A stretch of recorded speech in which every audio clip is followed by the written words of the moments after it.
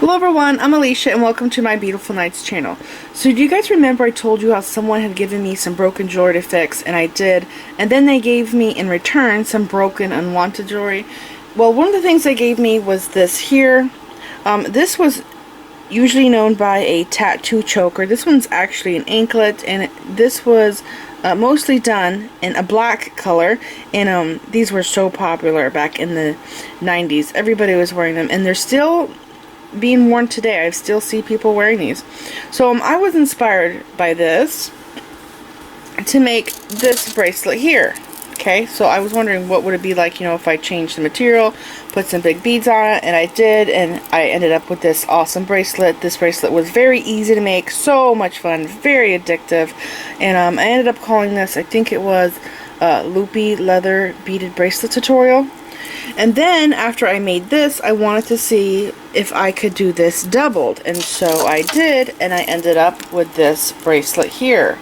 So pretty. Love this one too. A lot of fun to make. Again, this one here was a little more advanced, but it was well worth making. So much fun. Okay, so this inspired me to make this, and then that one here inspired me to make this one, and then I thought, I wonder if I could make a necklace using this here. So I did. I'll move those out of the way, and then I ended up making these here. So I have a video on all three of these pieces, on both the bracelets and the necklace, and I will leave links for the videos down there in the description bar. So for this tutorial, I'm going to show you how to take this technique. I'm going back to this here. I'm done playing with the leather, and I'm going to show you how to take this and make a ring. So before I made a ring, I actually just wanted to make a bracelet like this. So I remembered that Lisa gave me some 20-pound monofilament, and so I made a bracelet, and it turned out really good, and I like it. It's really cute. And this here's the original, and this one's mine, and you could see that mine actually turned out to be a lot thinner than this one. This one's like double the width, and that's just because of how I made it. I could have made it looser and it would have been the same size as this, but I liked how it looked on the thinner side, so I went with a thinner look, and I really like it. It's so cute. The only thing with this is that it's clear and it's kind of hard to see. So I went online to look for black monofilament, which was kind of hard to find, and I did end up finding this stuff here on Amazon. It's a nylon, and because it's nylon, and also I found the same thing with monofilament, it melts, so you can melt the two ends together to mend them. So it worked out pretty good, and at first I was really unsure on what size to go with, and so I compared this here to my Beaded bead stringing wire, and I kind of figured the best size to go with would be this here. So this is a 35-pound, and the diameter is 0.50 millimeters, and this stuff is perfect. It worked great. So I made an anklet, and I also made a bracelet, and one of my siblings took off with the bracelet. But I've been wearing this anklet non-stop. I've gone snorkeling in it. I've done all kinds of stuff in it. Didn't take it off, and you can do anything in it. They're really durable. So here's what it looks like. It's pretty cute, and it looks like it's black from a distance, but from close up, it actually kind of looks teal in color. So anyways, I just love this stuff. It's really awesome. So after I made the bracelet and anklet, then I had the idea to make a ring. Now here is my first ring, and I made it just like the bracelet, and I have, I have to put this bead here and melt the two ends, and I just found this to be really annoying. This here kept getting in the way, so I put it down here. It was still getting away, and I had to think of a way to close this off. And I thought, I should just try to use the two ends somehow to make it look nice. So I had the idea to take a bead, and this one here's my favorite, this green one. This is a lampwork bead, and I put the ends through it going crisscross, and this is how it turned out. I melted them, and it's so cool. This is stretchy. This is waterproof. You can swim in it. You can do all kinds of stuff in it. I normally don't recommend to do that kind of stuff with beaded jewelry, but this you could totally do it with. And the thing is that I really like about it is that it's stretchy, but it's not elastic, so it's not going to rot away like elastic does. It's going to last a lot longer. Here is the list of materials you will need to make a ring. You will need to cut 2 feet of a nylon fishing line or a monofilament. Now here's the thing, if you don't have any of this on hand and you go to buy it, the thing you're really looking for is the diameter. Don't pay so much attention to the pound. It's the diameter that's really important.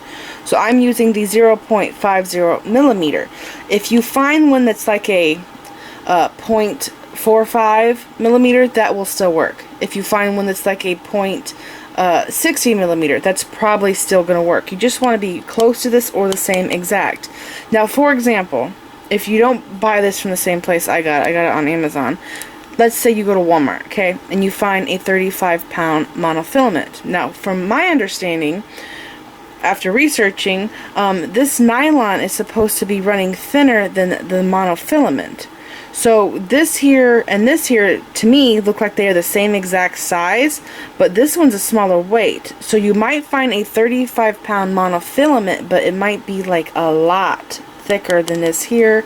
It might be like 0.80, even bigger. So that's something you want to pay attention to. So if you don't have this and you go to buy it, just get the same size or as close as you can to this size here of the diameter that I'm using. And again, you will need 2 feet of this. You're also going to need a bead, and you can use a 6mm bead up to a 10mm bead. And I found that rounds work great, and so do rondelles. And something that I really liked was using lampwork beads. Because they have big holes, when you go to melt the end, you can really push the ends into the holes. This one here had big holes, so I was really able to hide my melted ends there. This one here, because the hole was small, you can still see my little, you know, melted nylon sticking on the sides, which isn't a big deal, but that's just something that I wanted to point out to you.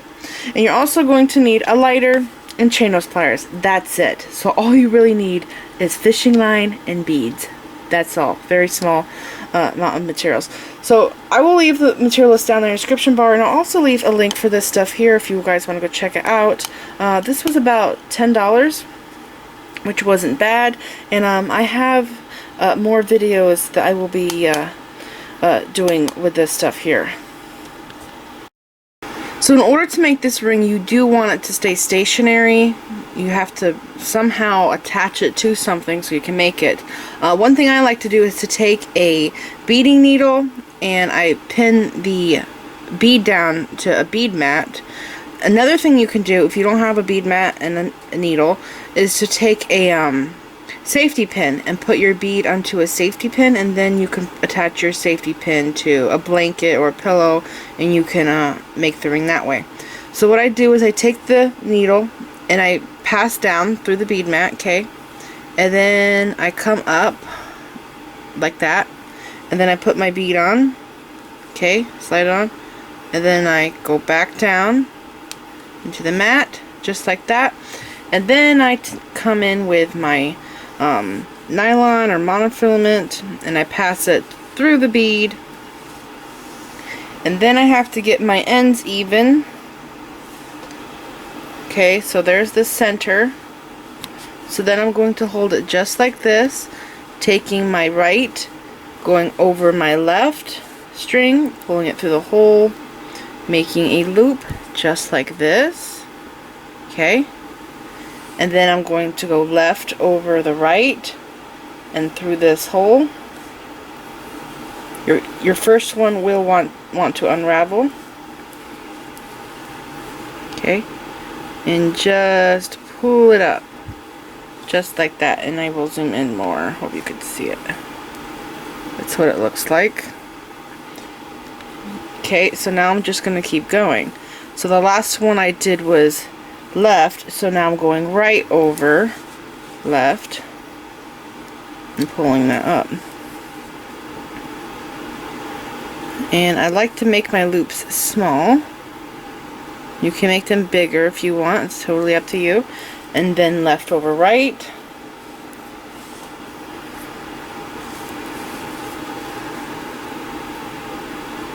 Pull it up, right over left, through the hole. This ring does work up pretty quick. I will say the most challenging thing is finishing it off.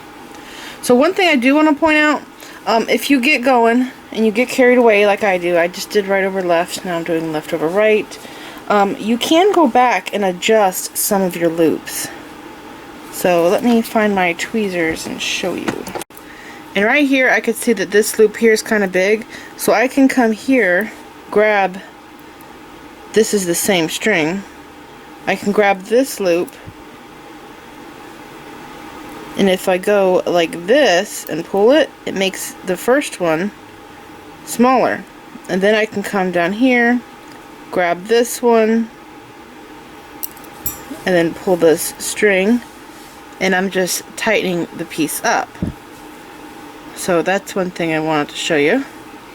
So I just did left over right, and now I have to do right over left. Okay, but I try to keep consistent loops as I go, because it is kind of a pain. I have to go back and fix it. You just have to pay close attention, but sometimes I have to just go back with the tweezer and fix it, because it started, you know, doing what it wanted to all by itself. Okay, so I'm just going to keep going right over left, pulling that down, now left over right.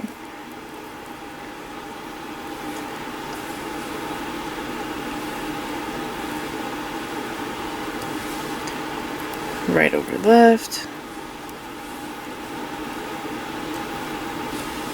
left over right, into the hole. It's very simple, as you can see. Left over right,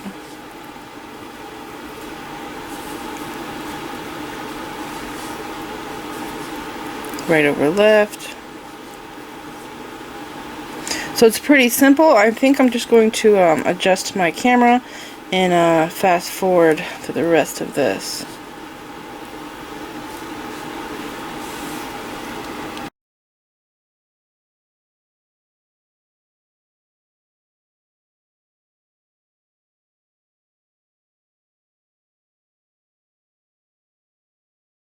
Okay, so I tried mine on, and I actually had 2 extra loops that I had to take out, and now it fits me. And when you go to close this up, you want to make sure that you have, I'll turn it this way, I think I started with the first loop on the left side, so you want to have your last loop on the right side. So see, that one's on the left, the last one's on the right. So then something else I've realized is the bead here doesn't really want to be straight. It goes at an angle, which is totally fine with me, because all of these did it, and I think it looks really cool like that. This one here, because it had a small hole, I was actually able to get this one to go straight, but all the other ones, they wanted to go at angles, which I was totally fine with. The rondelle looks really neat at an angle. So I just let it do it, and there it is. Okay, so loops on the left side, started there, this one's on the right. So then I'm just going to close it shut by taking a string and going through this side of the bead. Okay, then taking my other string and going through this side, so they are crisscrossing, pulling that through. Okay, so now I have this. My strings are crisscrossing through that bead, and now I'm ready to finish it off. So I have to move my bead mat because I don't want to catch that on fire. Now what I have to do is to make these 2 sides here look the same. So I think they look pretty close. This side here can be tighter. Okay, so it looks good, and this side here is a side that's loose, so I can only adjust this side to match that side. I can't adjust this side at all. That's going to stay like that. Okay, so now I'm going to come in here with my chain nose pliers, and I'm going to grab as close as I can to my bead, the string, just like this. Okay, and then I'm going to hold it tight and take my index finger and hold my ring band just like that, on the back of my pliers. So when I go to melt this piece here, I'm not melting my work. I've already melted my work twice, and I found this to be the best way to prevent that from happening. So now I think everything looks good. I'm going to trim my nylon about 1 inch. Seems good. And I'm gonna go ahead and melt this. And you're just melting this into a ball is what you're doing. You can use the metal part right here on your lighter. I do end up using my fingers though to form a nice ball. And it's not that hot. I would say it's kind of like working with hot glue. It's not that bad. Okay, and when you get close to your bead, that's when it starts getting important to be careful how you're working. Okay, I want to make this flat, so I'm going to melt it and then push it flat against my pliers.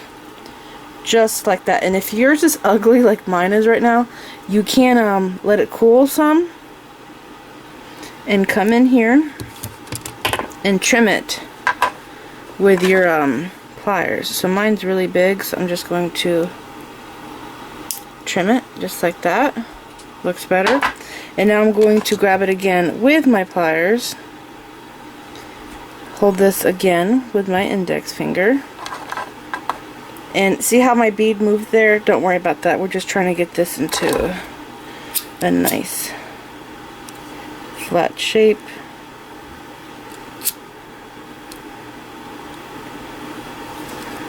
Sometimes it actually helps to hold it like this. Okay, now I'm going to let that cool a little bit, and then I'm going to see what it looks like. Okay, now I'm going to push this up and see if I have to make any adjustments. I have to pull this one tight.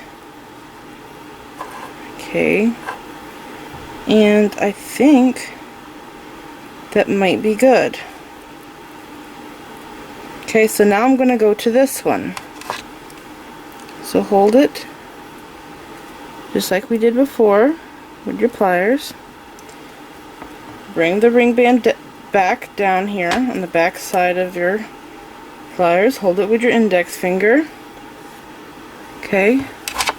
Trim so you have about 1 inch. And then melt.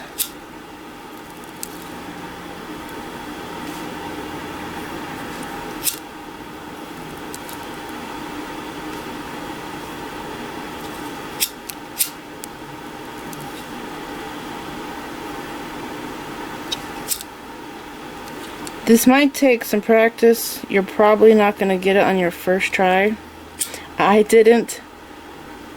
I had to do it a few times. But the nice thing is that you're doing a ring, so it doesn't take long at all to work up what little bit is there. It took like 5 minutes. If you were doing this with a bracelet, it would take a lot longer. But you could also make a bracelet just like this with a bead in the center. So if you make a few of these rings and you think you're good enough, go ahead and try to do a bracelet with a bead like this. Or an anklet. Okay, I'm going to melt this, and I'm going to squish it, because right now it's kind of a ball. And it seems to be better as a flat shape. I think I'll be fine though, because I'm using a lampwork bead and they have big holes. Okay, let's see what it looks like.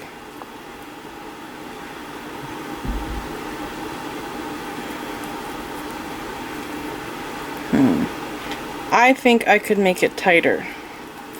I'm going to try it on. Yeah, I think I can make it a little bit tighter, so I can still fidget with mine and adjust it so it looks same as the other side. Which one do I have to pull tight? Let's see. Is it this one?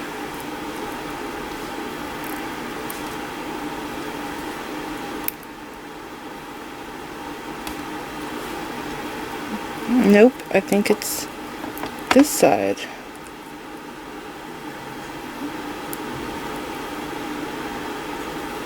It's just a little bit, so I'm going to make this one a little bit shorter.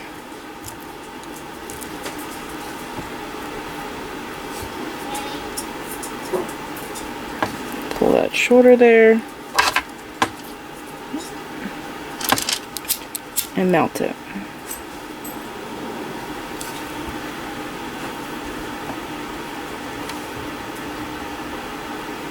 Okay, and that should be good enough.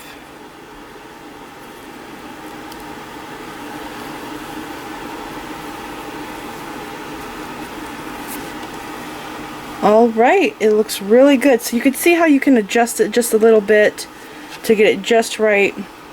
I really like the lampwork beads. Because they have big holes, you can hide the ends better in them.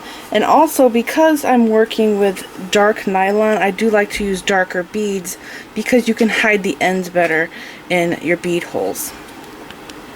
This is it. I hope you enjoyed this video. Please like this video, leave me a comment, subscribe if you want to see more of my videos, and don't forget to click the bell button so you get notified when I upload new videos, and like me on Facebook.